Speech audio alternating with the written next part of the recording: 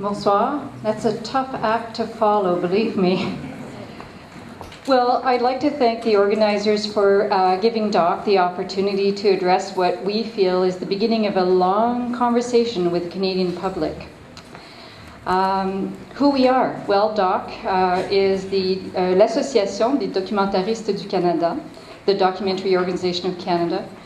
It's 800 members working across the country in the Canadian documentary sector.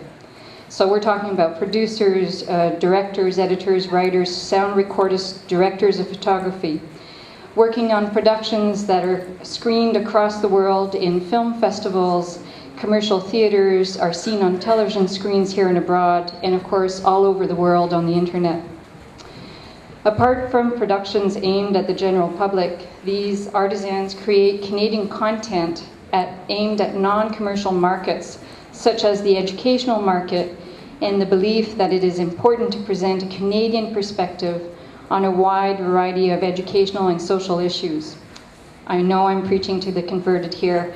You guys know what documentary filmmakers are doing. But here are a few numbers to give a sense of the size of the sector, in its growth, because as we all know, the issue of numbers in quantifying our industry and our activity and meeting some of the arguments on economic terms have become very important to the kind of advocacy work that we all do. So in 2005, 2006, the Canadian documentary and film production reached $440 million, and the sector was growing at a rate of 10.8% per year over the course of the last 10 years, so not an insignificant amount.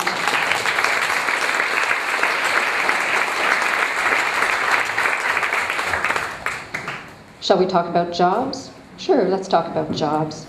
Employment in Canadian documentary production more than doubled between 1996 and 2006, with direct and indirect job creation rising from 7,300 to 15,300 during the period.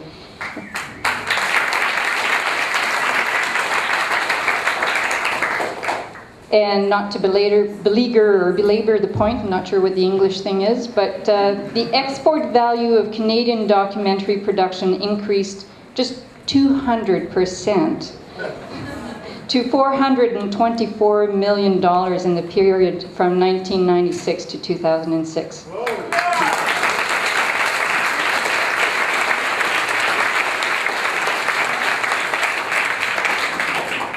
So what do these cuts actually represent?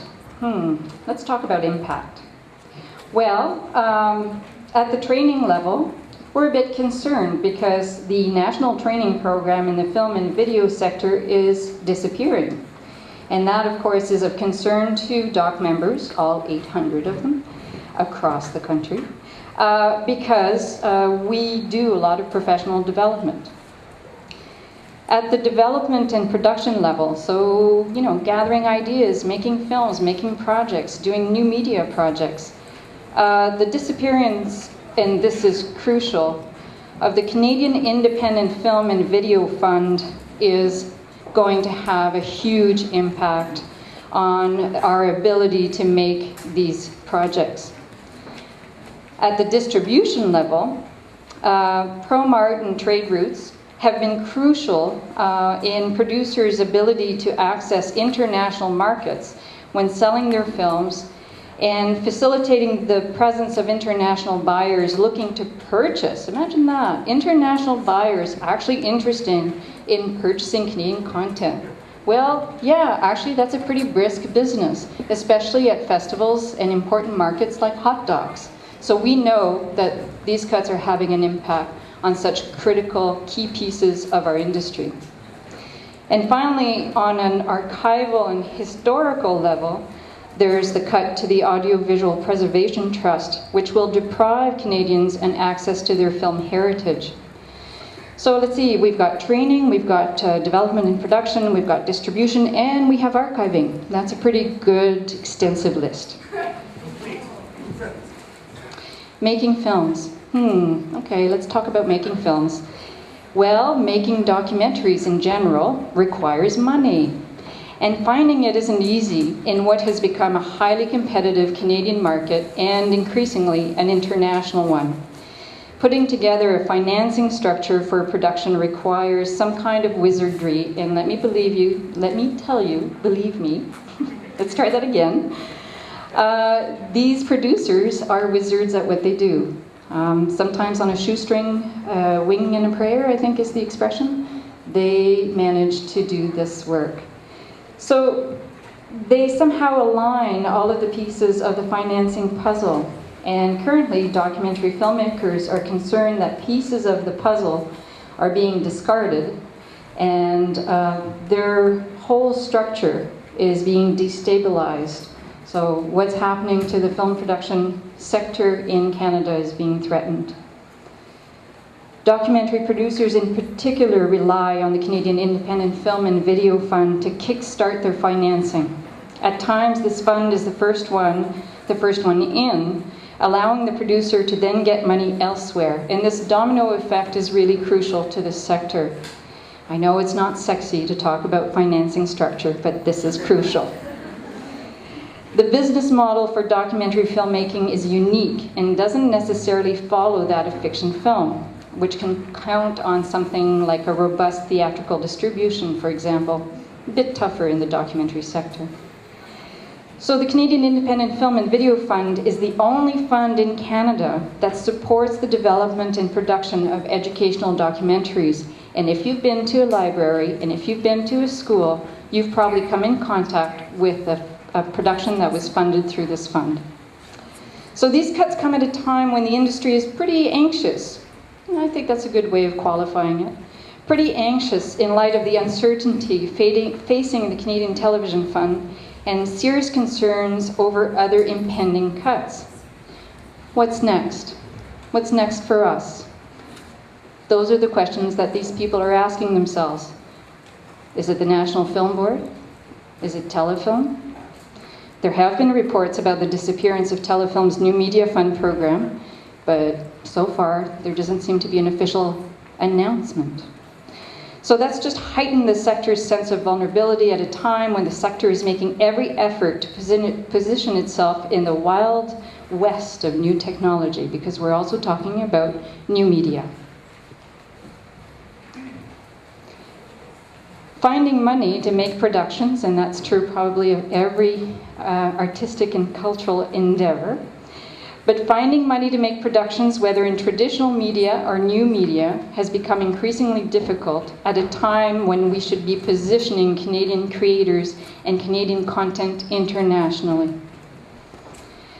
How the cuts were made? Well, process? No, nothing. What process, right? So what was the process leading up to these cuts? Consultation? No. Consultation with stakeholders? No. And any idea that there are other programs in the pipeline to time this? I got the time indication. So other programs coming up? No. So no plans, as far as we know, for this government to keep this industry viable if these cuts come to pass, which is, I guess, where we all play a role. The rationale behind these cuts? Well, these cuts fly in the face of the government's stated objectives of economic efficiency. Money received through trade routes and ProMart have been catalysts to accessing more money, enabling Canadian producers to attract international investors or sell their production on international markets. Those are arguments they've served us. We can actually defend these programs on those arguments. Funding received through the Canadian Independent Film and Video Fund has been critical in getting non-commercial production made, as this fund is only one of 2 funds that isn't tied to a broadcaster's license. So, without a doubt, these cuts dim our cultural landscape and dampen this sector's economic contribution to the overall Canadian economy, which is why, today, we're at a loss to understand why they're being made, given that the Canadian economy isn't doing so well. and that the Ontario economy in particular seems to be seriously slowing down. By definition, documentary filmmakers believe in voice, their own voice, and the voice of others. Their job is to give voice. Doc members believe in such a thing as the Canadian voice, and these cuts risk weakening what we believe is an important contribution to who we are as a nation. Doc members want to speak up and hope that all Canadians will hear them. Thank you. Merci, bonsoir.